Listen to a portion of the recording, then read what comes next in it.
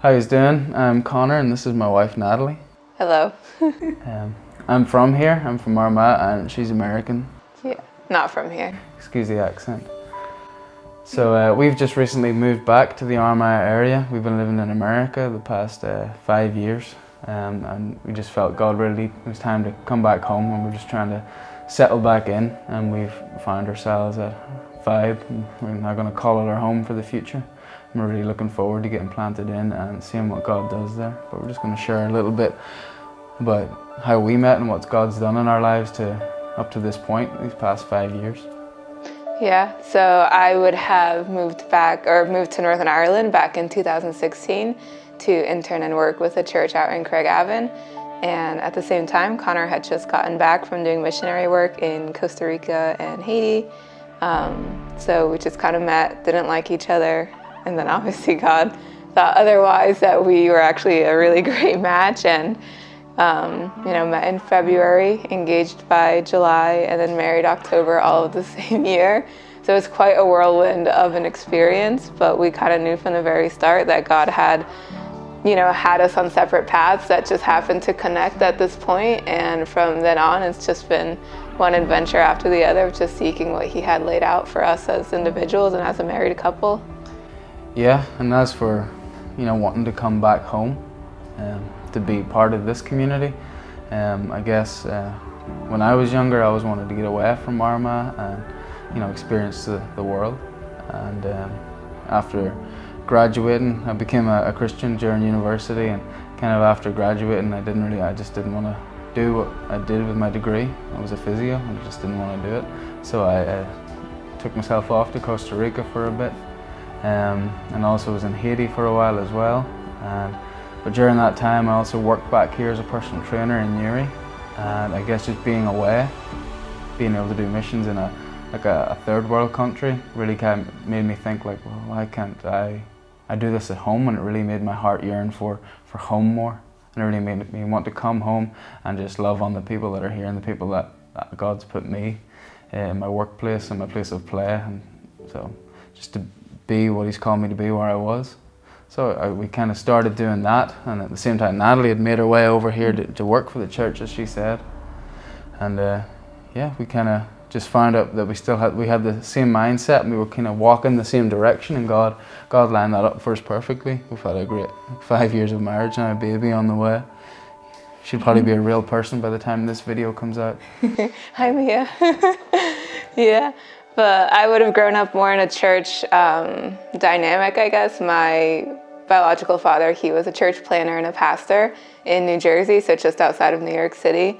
So I would have grown up in that sort of church environment, and you learn all the Christianese and the terminology and everything, and you just get really dove into that culture. But when things turned negatively with my family and with my relationship with him, you turn away from the church very quickly, and after a few years of just kind of fighting it, I started asking God, there has to be more to this relationship, there has to be more to what we're doing with our time here on earth. And eventually, just through different happenstances, I ended up in Northern Ireland, and the country reminded me a lot of the city that I would have grown up in. It's just had this heart for the people, this heart for this part of the world, but also a heart for people who are seeking that bit of more in their relationship and are seeking a bit of more in their time that's being spent here on earth, and just seeing how to empower and equip people to be able to do that. So during our time in America, we always knew we were going to come back here. We always knew from the start that God would bring us back. And then being in America, like Conor said, it just made us grow a lot more fonder and a lot more motivated to come back here and reconnect with people and everything, and just kind of see where they're at and see what everyone's up to over here. It was very interesting. When we met that year, when we got married, we thought, okay, we're here now. We are this is going to be our home. Ireland's going to be our home. But God had different plans. It just every avenue we tried to go down to stay here, it wasn't working. Mm-hmm. And one day I just said, Natalie, we're going to move to America. And I said no. She was like, no, we're not. We're like, why would God tell us to move away when this is where we know we're called to be? And I guess we started going down those avenues and praying about it, and every door opened for us to go to America. So we just kept going through those open doors, and we ended up there. at the start of 2017.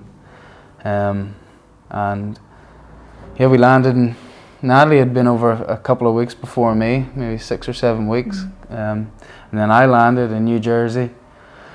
And it was a beautiful sunny day, our first day there in February, and the next morning waking up there was 6 foot of snow outside the window. And I was like, what have I got myself into? So I tried everything to run away from there. I wanted out of we stayed in their parents' basement in New Jersey. It was freezing cold. And I decided to look at every option to run down to Florida, where I had a few friends and connections. And it definitely wasn't very prayerfully thought about. It was very a Conor idea. And yeah, but I took it and ran with it and called it God's idea. But we got down there, yeah, to Florida, and just started working away, managing a gym. It was a crazy journey down there. We'd never seen where we were going to be living before we got there. We just called the place up and said, we'll take your apartment. And when we got there, it was a bit ghetto. Yeah, it wasn't the best location. Didn't have anything. We had $8 in our bank account. We had 2 suitcases each. We had loaded them into a rental car and drove them down from New Jersey in one day, which was hard, never done that before. Yeah, and God just started to do things in our lives. And nobody around us was a Christian, and they started bringing us things. Like, no couch, no furniture. Okay, here's a couch. And my boss brought one over. How are you guys getting around? Do you not have a car? No, we just moved here. Okay, here's the keys of my spare car. Give me his truck. And this was the guy I worked for. And yeah, we worked for him for about 3 months, and it was getting crazy. I'd never seen Natalie. I was working every hour of the day. She was stuck in this little apartment complex that wasn't great for a single girl just wandering around. So God just really worked on our hearts. He was like, okay, Conor, you decided to come down to Florida. Now, whether it was your mistake or it was him letting me make that move, he was going to show me what he was going to do through it. So one day I just turned around to Natalie and I said, Natalie, look, I need to really fix my focus back on God again, the way it was before we moved here. And he was just saying, okay, give everything back that your boss has given you, give him back your car. We said no to the job, and it was great that he was so understanding and respectful of it and supported us in our decision. And it was 2 weeks of, what do we do now? what do we do now? And I was praying. I remember just being on my hands and knees. And then Natalie just started applying to jobs for me and looking for different options. And at this time she had got a job at a great company across the street from us, and a great family that we still have relationships with now, and that she still works with now. But she found me at this property maintenance caretaker job at these luxury apartments in Jacksonville, Florida. And I was like, I've never done this before, but put the application out there, just like moving to America, and doors started to open with it.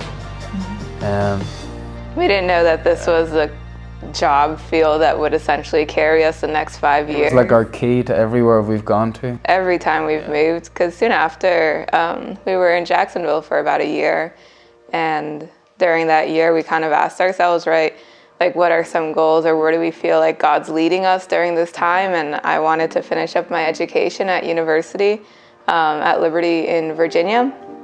And obviously we lived in Florida, so we would have had to move state and everything. We didn't have any jobs lined up then. We didn't have really any guide as to what, where, why, when, how, or anything. I guess a lot of the start of that year was a lot of us thinking we were doing things God's way when we really hadn't, and it was really a moment of, crap, I've been going my way on my strength, calling it God's way and God's strength, and I really need to just turn around and see Him. And just open my heart and surrender it again and say, okay, what are you doing here? Any mistakes I've made, that we've made right now, okay, how are you going to use them for good, and what are you going to teach us through that? And that year was a big year of revelation and teaching, and just become more mature in who we were as a couple, out together, away from family, away from things that had happened over here, being away from church over here, just to find our own feet and who God had called us to be. And we were like, okay, He's definitely calling us back home to Ireland. He was definitely calling Natalie to go finish her education. Okay, what steps are you going to lead us to, God, now one at a time, to get to to where you've called us to be. Yeah, and there was a lot of like personal development with that too, because like even being like a wife and a woman, like I would naturally normally see Conor as like provider and everything, and just having that mindset change to seeing how God uses position of groundskeeping. And you know, we arrived in Florida with only 4 suitcases, but we left with a full moving truck full of things that we never had to buy, just things that were given or exchanged or just came across our path. And you know, we were provided with really great trips through my job, like we've gone on, you know, little vacations and stuff like that. So it was just incredible to see God as my provider and as our provider and everything, and almost release that, I wouldn't even call it a burden, but release that responsibility back to God and say, God, like, we know that we came here with nothing, with literally all that you have given us in these 4 suitcases, and you have just like manifested and multiplied this. So even though we don't know what we're stepping into Virginia and how all that looks like, we fully trust and believe that you're going to keep on providing every single step of the way. So yeah, we made it up to Virginia. We made it to Virginia. We'd only visited once for a couple of days. Natalie had been there before. She attended a few years of university there. And we got up there, same thing, got an apartment we'd never seen before, moved in with a moving truck. In the first week, it was the hurricane, the tornado, and the snowstorm all hit the area at the same time. And it almost felt like the 7 plagues, like, wait, did we do this correctly? Like, was this right? Yeah, we both probably got the plague. We were really desperately sick. She was sick 2 weeks. He was out a whole month. Out a whole month in bed. I don't know what had hit me. Maybe it was early COVID, 2 years early. I don't know. Yeah, and that was our first month there. I was like, okay, God, what are we doing here? Mm-hmm. And kind of still learning, kind of do things in your own strength again. Kind of like Abraham doing, God said he's going to give you a son and it hasn't happened. And okay, how do you make a son? Well, he goes and has a relationship with Hagar and there's a son. It was kind of like, Natalie wants to go to university. Okay, the best way for her to go to university and make it like low cost is for me to work at the university. So, you know, I'll go apply for a grounds caretaking job at the university. Mm-hmm. And yeah, applied for it, and it's just miserable. Yeah, it was a miserable job. It was supposed to be a Christian university, and you know, you get treated like rubbish. So I eventually ended up quitting that after being 2 weeks. It's the story of Conor and his 100 jobs. Mm-hmm. But and then I ended up finding a job in property management. Yeah, but it led us back to property management again. And the whole time, Conor would have said, you know, if your grounds person ever quits, I'll take that job. And he would say this every single day that he would drop me off at the workplace. And I said, no, he's not going to quit. He just had twins. He'll be absolutely dumb to quit his position right now because he got promoted. He's doing great. He's not going to quit. And then one day in August, it was the first day of our university, of my university actually, I went into work and Conor's like, you know, the minute they say that this guy quits, you tell them I'll take the job. I'm like, it's not gonna happen. And I walk in and I got told that the guy is quitting. And I'm like, I know someone who's interested.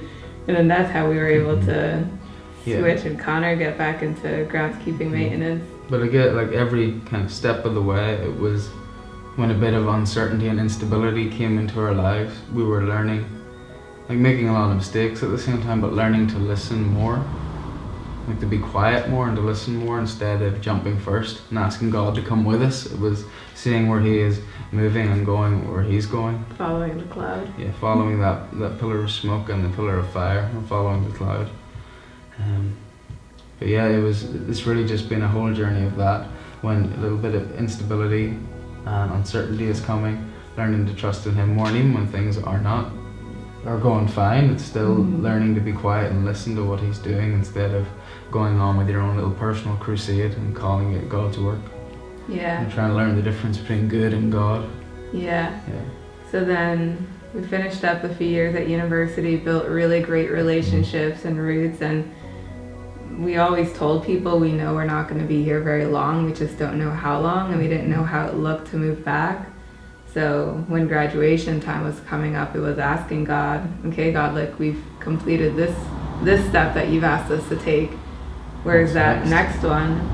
And we started to feel the heartstrings to tug to back here and everything. We just didn't know what it looked like or how it was going to happen. And We looked at so many different avenues. Have like a notebook of everything listed out. It's like, right, okay, we have this option where we move to this location, or if I get a job offer, which in the middle of COVID, that's probably not going to happen, or we could go this visa route, or just out of nowhere, the law can just change and allow us to enter miraculously. We weren't going to make the same mistakes again. I had told myself, okay, all these past seasons, what have I learned? What mistakes did we make, and what has God tried to teach me, and how do I mature and be better for these next decisions in this next season? Okay, I made this mistake, okay, I'm going to not make it again. So we made these maybe God lists. Is it maybe God, is it not? Things that we could act on or not act on, we wrote them all out.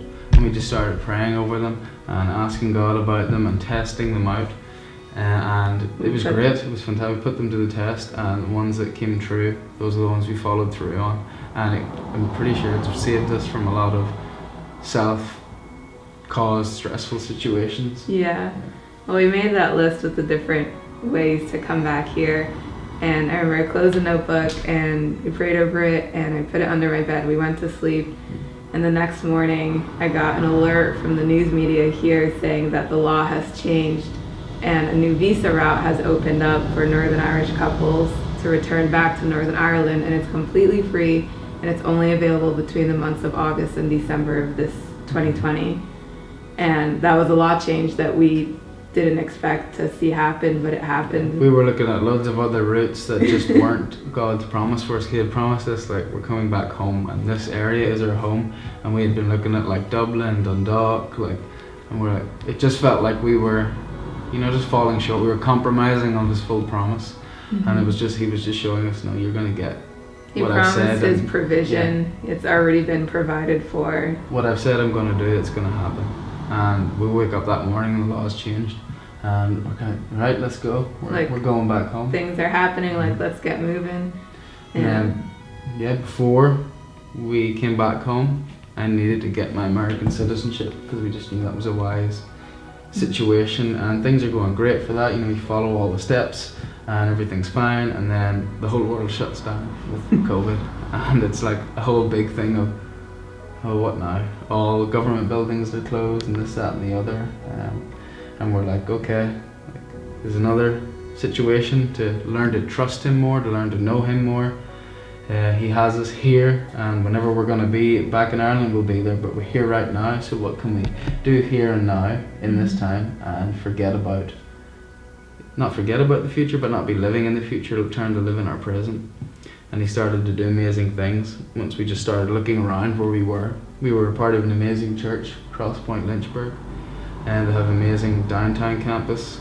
If you're ever in that part of the world, or you just want to look them up, they're doing great things there. And the community there were really hurting during COVID, and just relationships I had in the university and with Josh, our downtown pastor. We got to connect those people, and we were able to connect food provision through another business partner that I was friendly with. We did a thing called Lynchburg Community Kitchen, and we were able to just join different businesses, churches, and resources from the university together to provide for these families during this time, and to provide food for them, because the schools only did a couple days a week, so we were able to go in and fill out the rest of the week and the evening times as well. But it was just a great time to get into this community that would have been so closed off the church before and so burned by church before. And we just see these natural relationships develop, and very soon, I think just after Easter, this church will be officially launching in their own facility in this part of downtown Lynchburg, and it's very exciting to see that, to have been a little bit of a part of that at the start, and to see how God is just continuing to work there. And we were wondering what that can be done over here as well. Yeah, just the different things that we've learned from Crosspoint and relationship building and community building. How to have healthy boundaries in your life between, you can only give so much to other people, and it's not very good if you're not right yourself, and giving to your own family and your own marriage, and just feeding yourself spiritually. You can't give if you don't have anything to give. Yeah, so definitely the 5 years we've spent in America, or however long we spent in America, at times it was definitely burdensome, and we would just wish to be back here, but there was just so much that was taught and provided and reaffirmed, and like that same spirit, that same God that was with us during all those moments is here, and like he's living with you guys, he's living in this community, he's actively present here, he's doing a work here. He's like, it doesn't matter what location you're in, whether we knew he'd call us to Ireland, but we were in America, and were we going to live the same way we wanted to live in Ireland, where we were right then and right there? And we're like, frick, we need to be really intentional right here and right now. Yeah. Or else, who are we to say we'll even be like that when we do move home? So we just started living super intentionally, letting him light up every step of the way, because we thought, even if one step doesn't make sense to like the sort of end goal, you just take it, and it'll be amazing how you see him when you look back, how all those steps just gel together, and it's just crazy when you look back. Yeah, we're really excited to see what happens now and what happens in this next season, and kind of especially the vibe, them looking back years ago. Could they have seen? Would you guys have seen that, like having even the building you're sitting in now for church, even this Victory House that things are being filmed in, and all the other new buildings that are coming, or even just not even buildings, more importantly the people that have come in and through here, and that it will go to the ends of the earth. Like God, the most important thing is to take one step at a time. That's what we've learned, and it's okay if each step looks really crazy. Just take your time and pray about it. If other people are telling you it is silly and stupid, if you know it, that this is the step to take, you take it, because they're not walking in your shoes. We've made it back here. We really want to be a part of this community. I have a big heart for the Catholic community. That's what I grew up in. I went to school in St. Patrick's Armagh, and I worked there. It'd be great to see what God can do through partnerships between Vibe with schools, with the local community. Natalie's settling back in. We're going to have our daughter soon, and she's going to be a bit of a mix of everything. So hopefully she can, kind of be that bond that Natalie can have to this country as well. Yeah. Come say hi. Meet more mums if you come talk to her. Yeah. We're really happy to be here, and we're really happy to catch the vision of what Daryl and Nikki have started and what everybody else is doing. Yeah. Yeah.